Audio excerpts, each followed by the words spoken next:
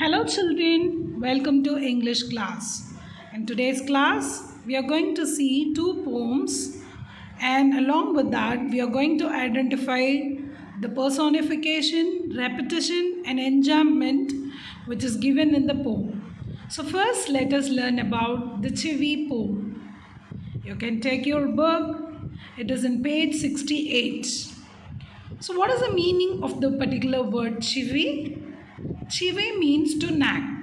What do you mean by nag? So giving the pressure to someone to do the work in an annoying way. That means there's no other gap. As elders, for example, as elders, they know everything, right? So what they'll do, they'll be giving pressure to someone that to do the work again and again. So this is the meaning of chivi. So let us see about the poem. So this poem was written by Michael Rosen. So he is the poet for this poem. So grown up says things like speak up, don't talk with your mouth full, don't stare, don't point, or don't pick your nose. So as well as you can see that, sit up, say please, let less noise, shut the door behind you, don't drag your feet. Haven't you got your hanky? Take your hands out of your pockets.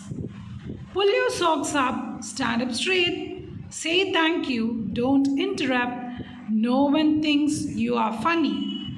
Take your elbows off the table. So this is a poem that you can see the instruction was given then and there by the grown-ups. So here speak up means when you are talking you have to speak louder. At the same time you should be clear, right? Then don't talk with your mouth full. That means you should not open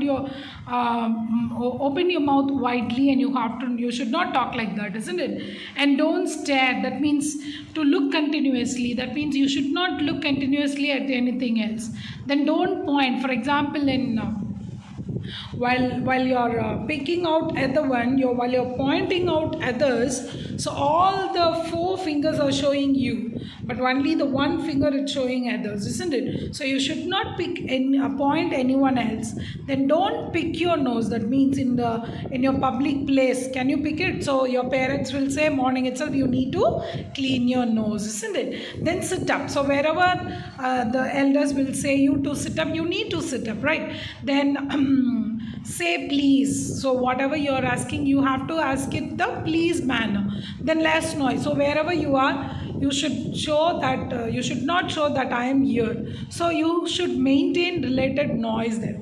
Then shut the door behind you. So when you're going out or coming in, what you have to do, you have to just close the door, the elders will say. Then don't drag your feet. So for example, when you come to the school, the teachers who are all elders for you, they'll be explaining that not to drag your shoes, just lift the leg and walk, isn't it? So haven't you got your hanky? For example, now we are in the corona period, right? So as we need to use the hanky while we are sneezing, everything, right? Then take your hands out of your pocket. So when you're talking to your elders, so you need not to keep your hands inside the pockets. That was the bad habit. So as we saw so many things like pull your socks up. For example, when you go home after the school ends, while you are coming to the school, what will you do? You just remove the shoes and you will enter inside the house, and you will forget to remove your socks. So somebody will say, some elders will be saying that remove your socks, it was so smelly, they'll tell,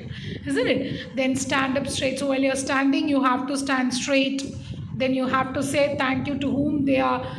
For example, if anybody gives you something else or praise you something else or appreciate you something else, that means you need to say them thank you. So don't interrupt. You should not interrupt with them. That means to stop the continuous progress. That means you have to stop what you're doing. That no one thinks that you are funny. Then take your elbows off the table. So while you're talking to somebody else or doing something else, you should not keep your elbows off the table. So here you can see that while you're sitting in the classroom, as well a teacher is teaching something, what you can do, you can stand straight and listen. So this is a poem written by the Michael Rosen, isn't it? So does the poem gives you the good thought or the bad thought? Does the poem gives you the positive thought or the negative thought? So here now we read the poem and we understood, we come to understood what was given in the poem. So as the poet says, it was a poem.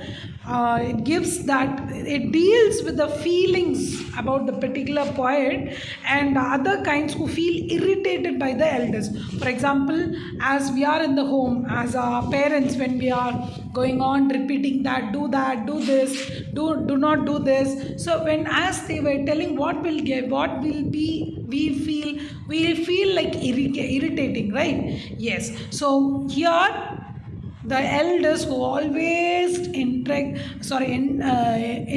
us to do something else, isn't it? So here the grown-ups, not only your sisters or brothers, your parents, your grandpa, all. So those people are grown-ups and elders for you, right? So if they say something else, just listen to what they say, because they always say for our good sake, isn't it? So if it is a positive thought, take it in a positive manner. Don't think it was getting irritated. Okay, dear children. Now, in this poem, so you have seen how many paragraphs? 1, 2, 3, 4, 5, 6. 6 lines in first paragraph. 1, 2, 3, 4, 5, 6, 7, 8 in the next paragraph.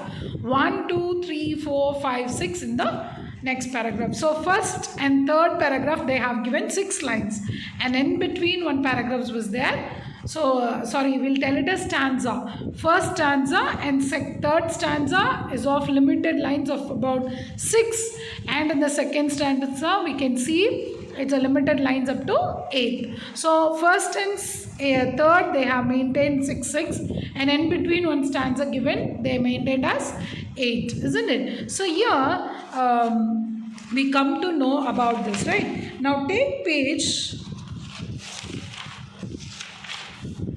68 in your supplementary, that is of Leeds School supplementary book. So here they have given 3 meanings of stare, drag, interrupt, and they told about what is the subject of the poem. So you have to find it out, and what is the rhyme scheme of the poem. So you have to find out the rhyme scheme, and you have to find the repetition. So what do you mean by repetition? The same word or same sound or same phrase or a same line was going on repeated, mean we'll tell it as repetition, right?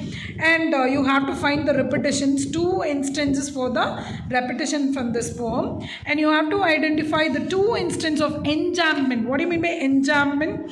Enjambment means the same pattern has been repeated, like A, B and all, right? We have learned that, right? With the rhyme scheme, isn't it? So from that you need to find out the enjambment. And what do you mean by personification? So from the next poem we learn what do you mean by personifications. So here you have to do the practice question 6. So next we'll move on to the next poem, that is of Mystery of the Talking Fan. Does the fan talk, children? Does the fan talk? No. So here is the poem. It was written by Maudie Rubin. So she is a lady. She has written this poem.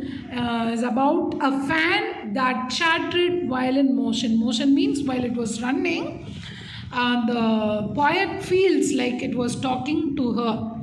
So here chattered means talking unwantedly. That means unwanted matters. That is known as chattered. So here the poet says the ceiling fan, but here it was given the table fan, but don't think about it. The ceiling fan was making a sound, so that made the poet to think that it was talking something about it, right? So once there was a talking fan, electrical as chatter, I couldn't quite hear what he said, and I hope it doesn't matter, because one day somebody oiled his little whirling motor and all the mystery was spoiled. He ran as still as water. So here the poet likes the noise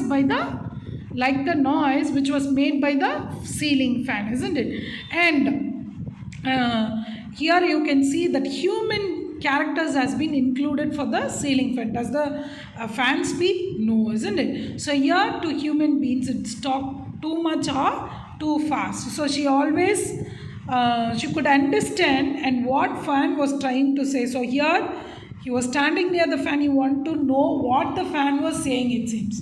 So here the poet hoped that the fan was not saying anything, any important thing, right? So because it is quiet now, why it was quiet now? Because somebody has poured the oil in the fan's motor. So now it stopped the sound. So since then the fan has been running. So after that it was running as well as it was very silent because someone has oiled it. So before that the poet thought that the fan was talking with the lady, isn't it? So this was a poem which has been given for you to make you interesting that the ceiling fan can talk, isn't it? So here we already learned about personification. So here what was the main subject of the poem?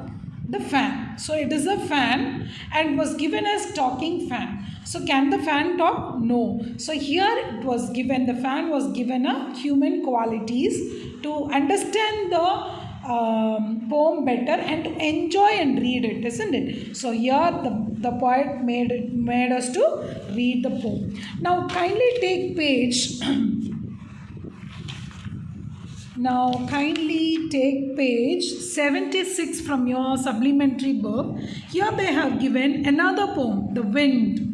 So what you have to do, you have to read those paragraphs, you have to read the poem and you have to find out how many lines and stanzas does the poem have, and you have to find out the rhyme scheme which I have already taught you, and they have given the compare and contrast down with the personification. That means because here for this mystery of the talking fan and the wind, both of that, it was given with the personification in the poem. So you need to find out what is the difference and what was common between the two poems, and you have to write it in the practice question 11. So today's homework is off. You need to do the practice question 6 and practice question 11. So I hope that you all understood today's poem about repetition. We learned something about repetition, enjambment and personification. So we learned about two poems. Kindly do the homework and send it through Google Classroom. Thank you, dear children.